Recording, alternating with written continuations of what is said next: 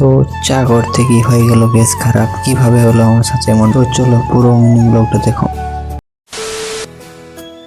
So high, আমি পার্থ আর এটা আমার ফার্স্ট মিনি ব্লগ।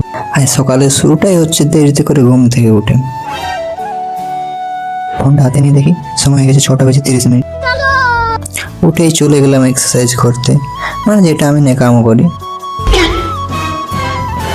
তারপর ব্রাশ করতে করতে মাথায় এলো ব্রাশ করে কেন, ভাবতে লাগলাম। তারপর চলে এলাম চা করতে, কারণ আজ সপ্তমী তো, তাই মা ঘর পরিষ্কার করছে। চা করতে তো এসে গেছি, কিন্তু কোনো মতেই গ্যাসটা চালু করতে পারছি না। তারপর মনে পড়লো দেখি তো টাঙ্কিটা চালু করা আছে কিনা।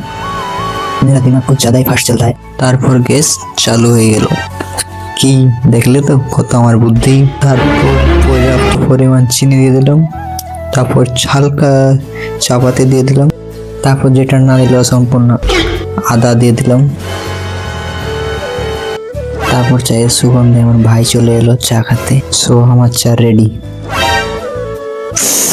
জাস্ট বাও। তারপর চা খেয়ে ভাবতে লাগলাম আমার এই নেকামগুলোকে কে কে দেখবে। সো যাই হোক, ভিডিওটি যদি খারাপ লেগে থাকে please like share and subscribe. By.